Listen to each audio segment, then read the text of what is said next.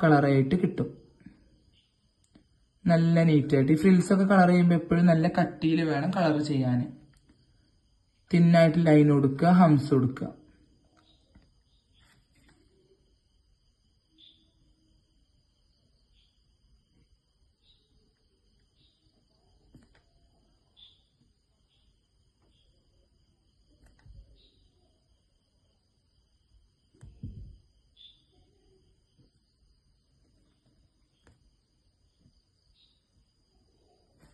Okay, അപ്പൊ ഇതാണ് നമ്മളുടെ ബോർഡർ. ഇനി മുകളിലോട്ട് നമ്മൾ ഹെവി ഡിസൈൻസ് കൊടുക്കുന്നില്ല.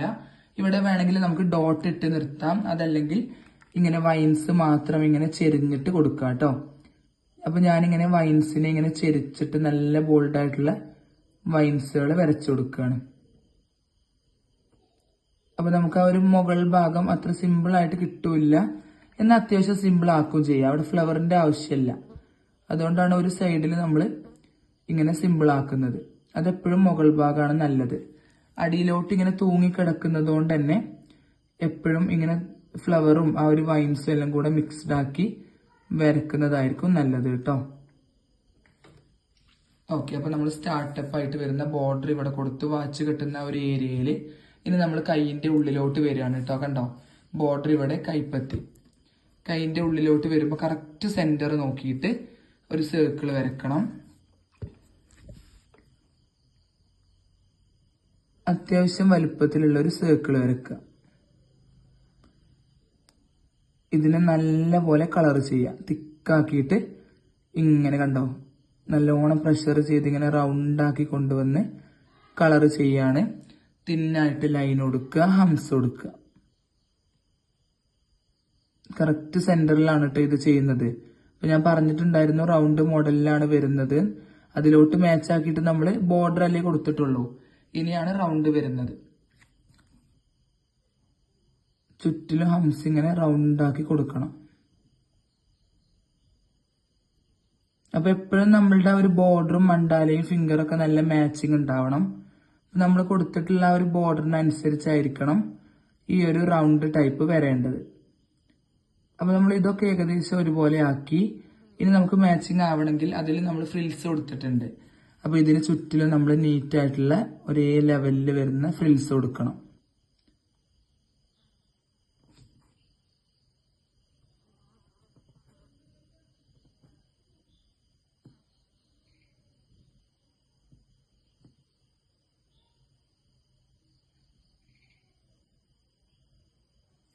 ഓക്കെ, അപ്പൊ നമ്മൾ ഫ്രിൽസ് കൊടുത്തു, ലൈൻ കൊടുക്കുക, കളർ ചെയ്യുക കേട്ടോ.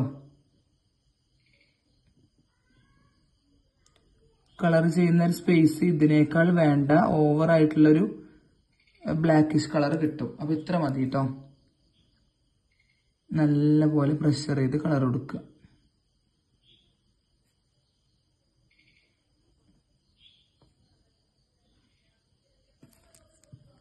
എപ്പോഴും മെഹന്തി പഠിക്കുമ്പോഴും അല്ലെങ്കിൽ നമ്മൾ വരക്കുകയാണെങ്കിലൊക്കെ നല്ല മെഹന്തി കോണ് തന്നെ യൂസ് ചെയ്യാൻ വേണ്ടി നോക്കുക. വളരെ ലൈറ്റ് ആയിട്ടുള്ള ടിപ്പ് ഉള്ള കോണാണ് നമുക്ക് വരക്കാൻ ഏറ്റവും നല്ലത്. വലിയ ഹോളിലെ കോണ് യൂസ് ചെയ്താൽ എന്തായാലും നമുക്കൊരു നമ്മൾ വിചാരിച്ച പെർഫെക്ഷൻ കിട്ടൂല.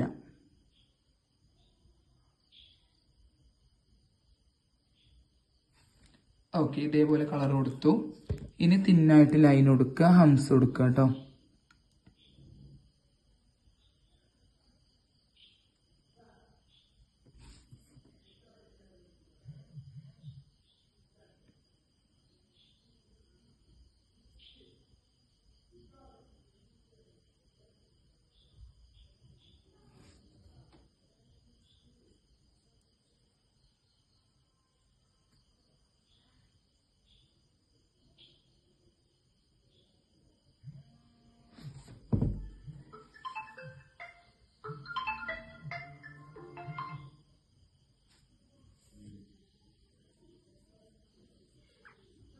കണ്ടില്ല, നല്ല നീറ്റായിട്ട് വേണം ഹംസ് കൊടുക്കാൻ.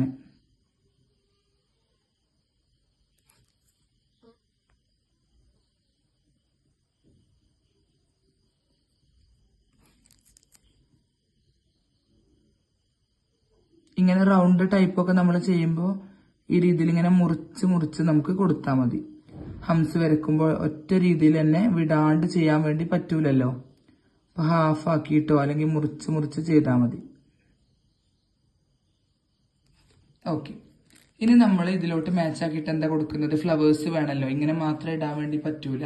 അപ്പൊ നമ്മൾ ബോർഡറിൽ കൊടുത്തത് സ്പൈറൽ ഫ്ലവർ ആണ്. അപ്പൊ ഏറ്റവും നല്ലത് നമുക്ക് കറക്റ്റ് ആയിട്ടുള്ള ഫ്ലവർ കിട്ടാൻ ഒന്ന് മാർക്ക് ചെയ്യണം. അപ്പൊ കറക്റ്റ് മുകളിൽ ഒന്ന് മാർക്ക് ചെയ്യുക, അതിന്റെ നേരെ അടിയിൽ മാർക്ക് ചെയ്യുക. പിന്നെ ഈ ഭാഗത്തിന് തന്നെ നമുക്ക് ഇങ്ങനെ 2 മാർക്ക് ചെയ്തു. 3, 4 നമ്മൾ ഈ ക്ലോക്കിലൊക്കെ ഉള്ള പോലെ 4 ആക്കിയിട്ട് മാർക്ക് ചെയ്തിട്ടുണ്ട്. ഇനി ഈ മാർക്ക് ചെയ്തതിന്റെ ഒക്കെ ഇടയിൽ ഓരോന്നും കൂടെ ഇട്ട് കൊടുക്കുക. അപ്പൊ മൊത്തം നമുക്ക് കറക്റ്റ് ആയിട്ടുള്ള ഒരു 8 മാർക്ക് കിട്ടും. 8 ഫ്ലവർ നല്ല രീതിയിൽ നമുക്ക് വരക്കാൻ വേണ്ടി പറ്റും. അപ്പൊ ഇങ്ങനെ ഒരു മാർക്ക് ചെയ്യുന്നത് എപ്പോഴും നല്ലതാണ്. നല്ല നീറ്റ് ആയിട്ടുള്ള അതേപോലത്തെ ഹാഫായിട്ട് വരുന്ന സ്പൈറൽ ഫ്ലവേഴ്സ് വരക്കുക.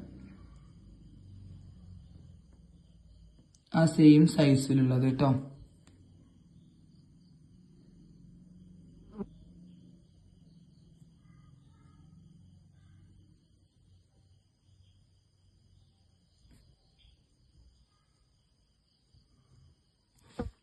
കണ്ടോ? ഈ മാർക്ക് ചെയ്ത അതിനനുസരിച്ച് തന്നെ നമ്മൾ ഇങ്ങനെ ആദ്യം തന്നെ വരച്ചു കൊടുത്താൽ മതി. 4 ഭാഗത്ത് ആദ്യം വരച്ചിട്ട് പിന്നെ അതിന്റെ ഇടയിൽ വരുന്ന ഒരു ഗ്യാപ്പിൽ വരച്ചാൽ മതി. അപ്പൊ നമുക്ക് ഒരിക്കലും മിസ്റ്റേക്ക് പറ്റൂല.